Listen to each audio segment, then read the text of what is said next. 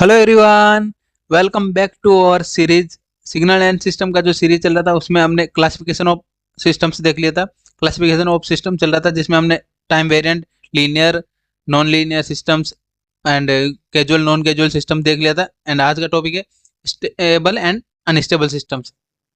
ये भी important topic है।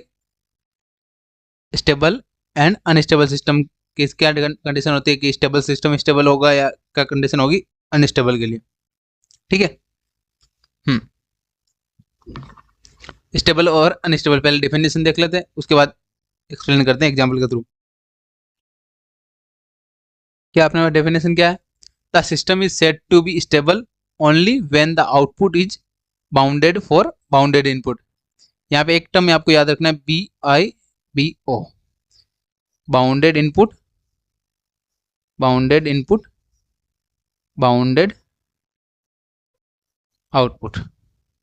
ठीक है।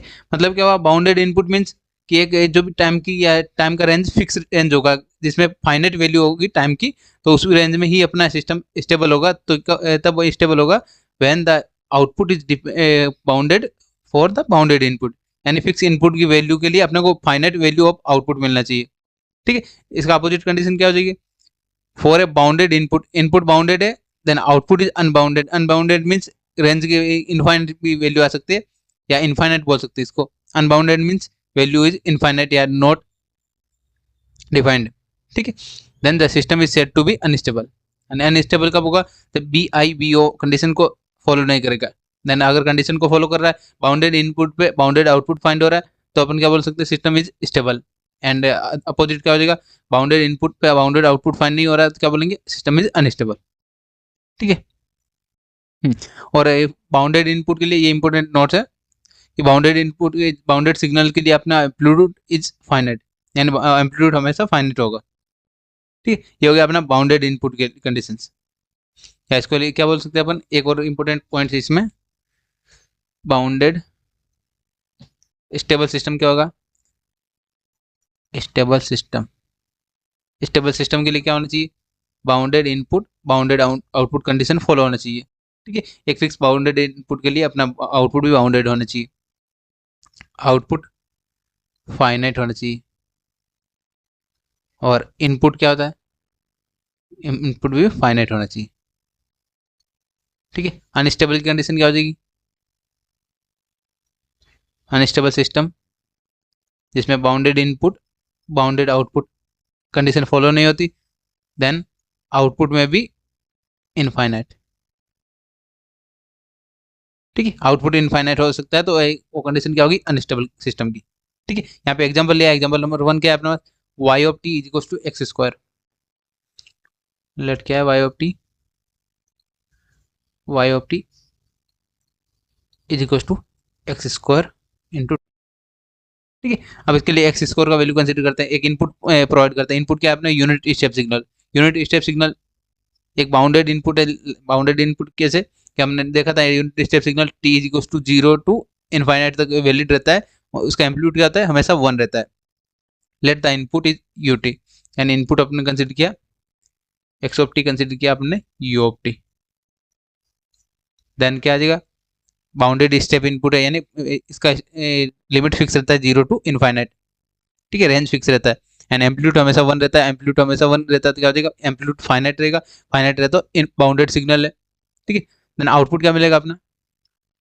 आउटपुट क्या बनेगा? y of t is equal to, y of t is equal to ut का क्या बनेगा? ut square. And unit step का सिग्नल का स्क्वायर भी यूनिट स्टेप सिग्नल ही होता है, तो यूनिट स्टेप सिग्नल यानी बाउंडेड आउटपुट हो गया। देन अपन सिस्टम क्या बोलेंगे? System is stable. क्यों है अपना यहाँ पे? बाउंडेड इनपुट पे बाउंडेड आउटपुट फाइंड हो रहा है, BIBO कंडीशन फॉलो कर रहा है, तो क्या बोलेंगे? System is stable. ठीक है। आई होप आपको ये कंडीशन क्लियर हुआ होगा, bounded input and bounded output का कंडीशन। ठीक है। सिमिलरली एक अनस्टेबल के लिए भी एग्जांपल ले लेते हैं। क्या अपने पास? y of t is equal to integration of x of t, y of t is equal to integration of x of t into dt।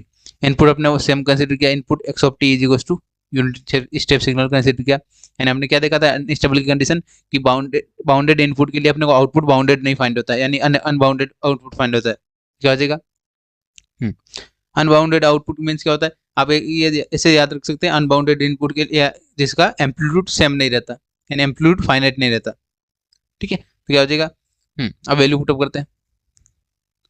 y of t is equal to integration of u of t into d T.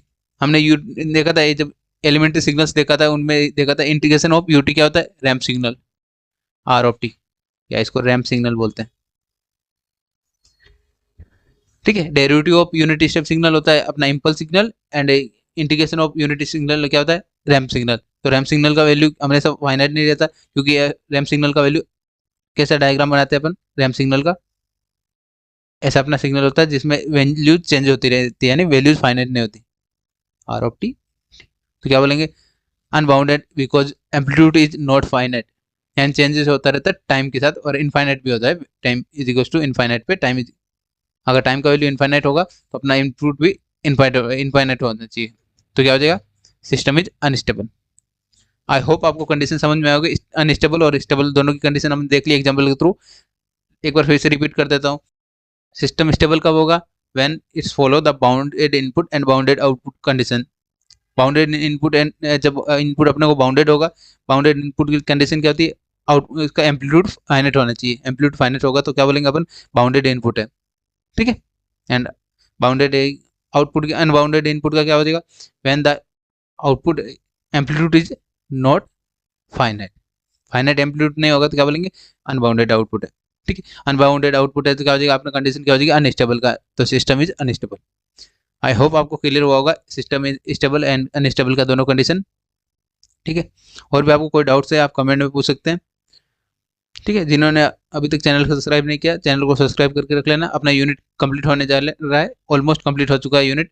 ठीक है, अब आपको एक previous question paper के solution भी आपको channel पे मिल जाएंगे इस सीरीज में। ठीक है, और भी जिन्होंने वो लास्ट वीडियोज नहीं देखे जिनमें क्लासिफिकेशन ऑफ सिग्नल्स में हमने linear, non linear and time variant, time invariant and causal non causal signals systems पढ़े थे, वो आप भी आप जाके देख सकते हैं। एंड सीरीज का लिंक डिस्क्रिप्शन में मिल जाएगा आपको। मिलते हैं नेक्स्ट वीडियो में। Thank you for watching.